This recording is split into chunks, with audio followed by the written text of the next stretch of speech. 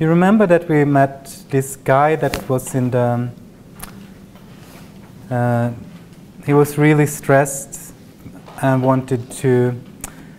We met him when we said, like, his friends that were so happy, you remember, that was doing the vinyl thing and playing sports and opened the cinema thing.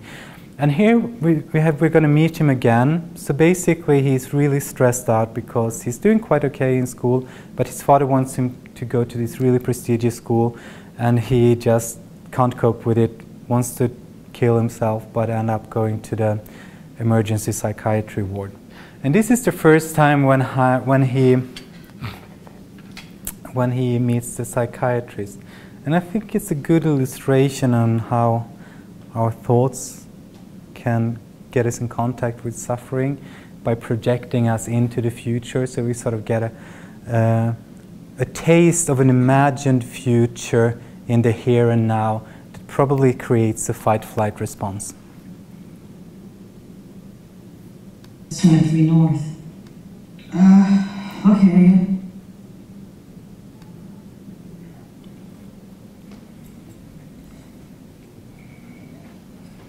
So, Craig, how you just 23 North? Okay.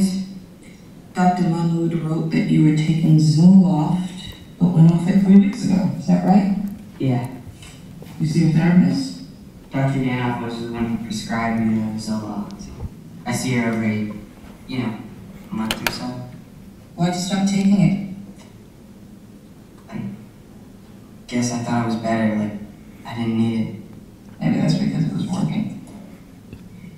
Can you describe to me how you were feeling before coming here this morning? I guess depressed, anxious, stressed. You've been feeling more stressed than usual lately? Any reason in particular? Yeah, there's this Franklin Gate summer semester thing that my dad, that I really want to get into. But the application is due in a week and I haven't even looked at it. Why not?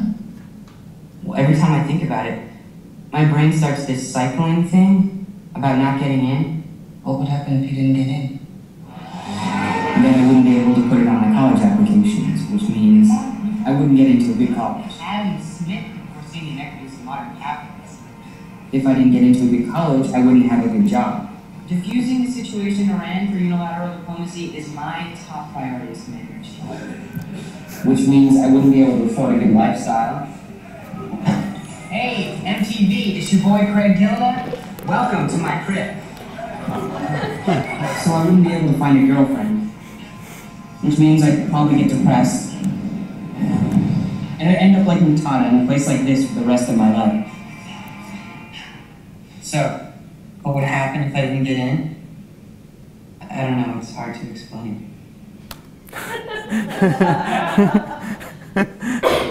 Do you see the sweat in his forehead there? He's got a full fight-flight response. Yeah. Questions, comments? I know Kirk Struce, one of the founders of ACT, sometimes talk about compressed future, like how we're thinking about the future and sort of can get a sense of all the bad things that could happen, and we sort of get a little taste of it in the here and now. Whilst if we were to face all those challenges in our real life, they would come to us stretched out over a longer period of time. So we'd have to face them, but over a long period of time and one at a time. But in this compressed future, you get a taste of them, all of them at the same time, and it just seems overwhelming. So our mind is sort of tricking us. This is what it would be like, but it wouldn't, because we wouldn't meet them all at the same time. Ben, could you please turn the light on? Just. Okay.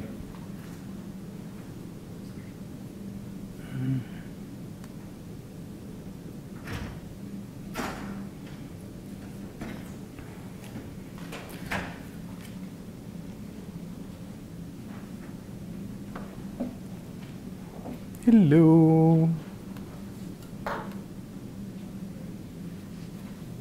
So basically, language is of help for us in problem solving and planning the future, but it also can create problems. I can think that my reality is worse than I assume that someone else's reality is.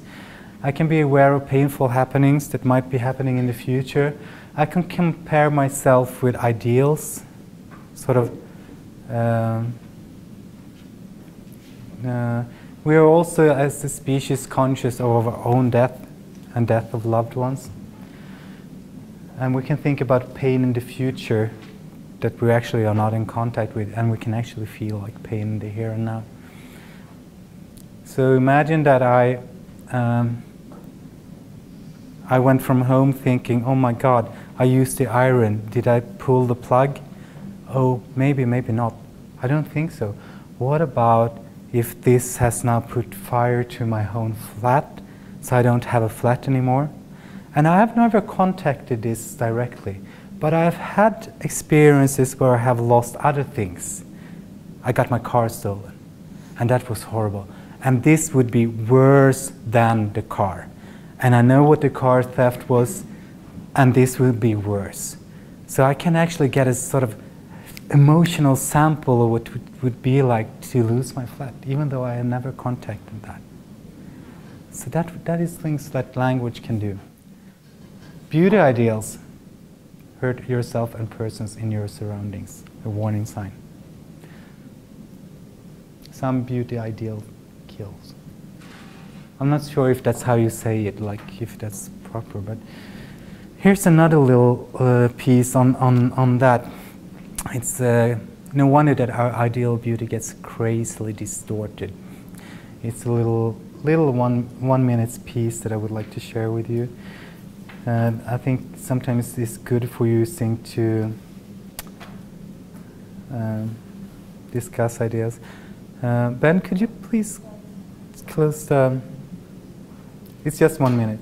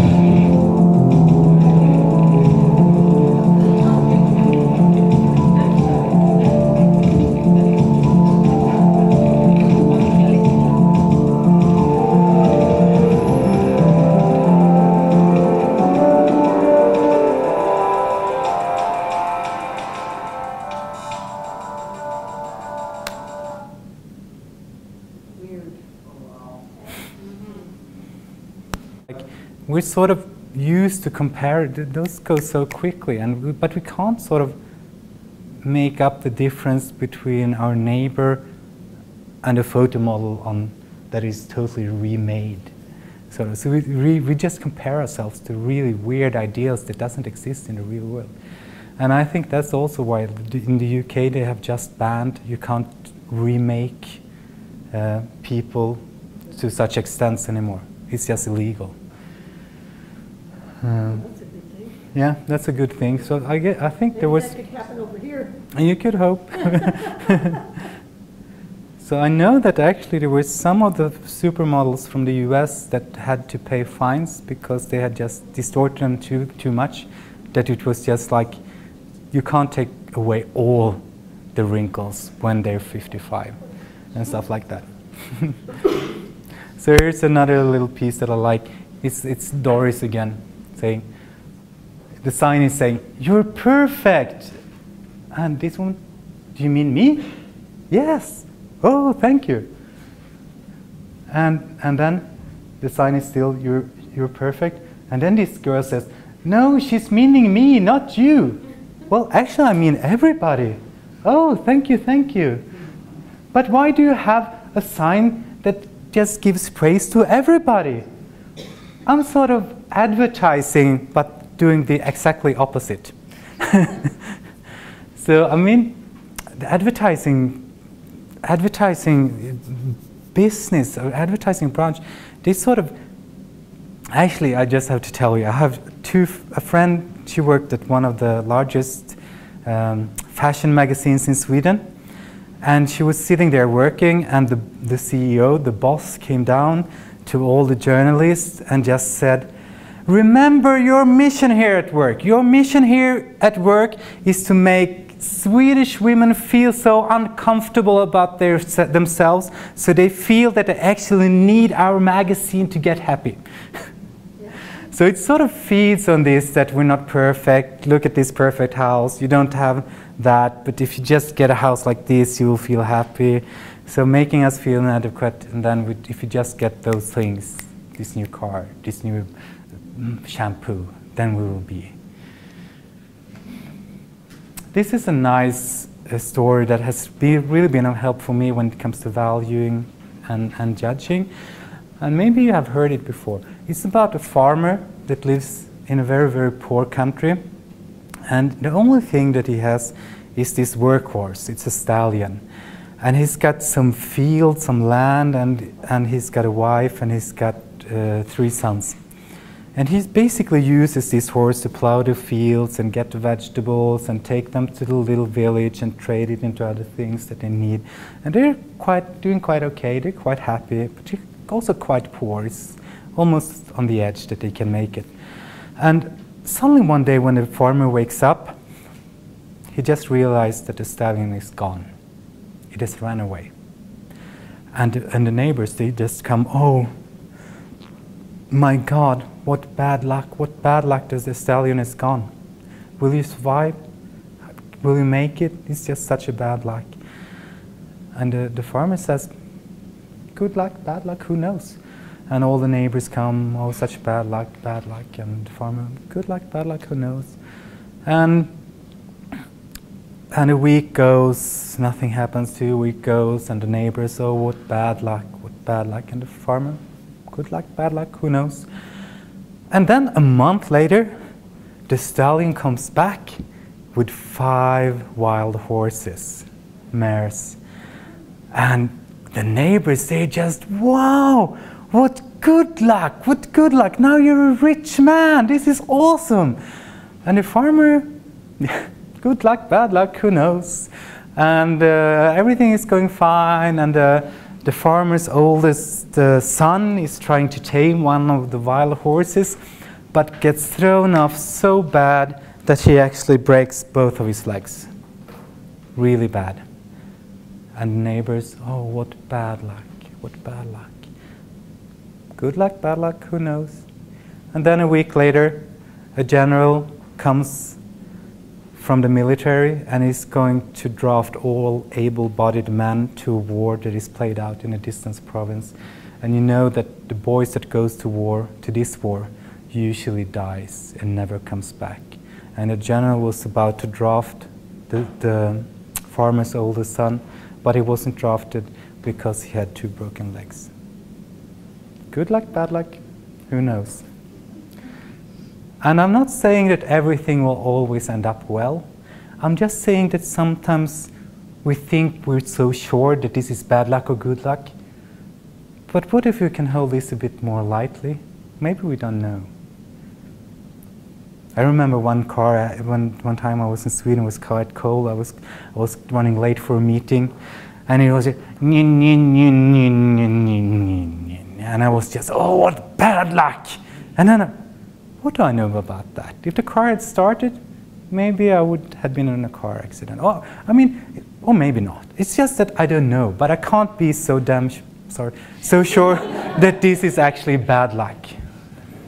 So sometimes that can sort of, that was also, you remember the piece when I was in Singapore, I told you about I lost my money and stuff like that. So we had the broken arm, but I also had this one. Good luck, bad luck. I don't know. I shouldn't be so sure. I lost a lot of money. I'm in a tricky situation. If this is definitely bad luck or good luck, I don't know.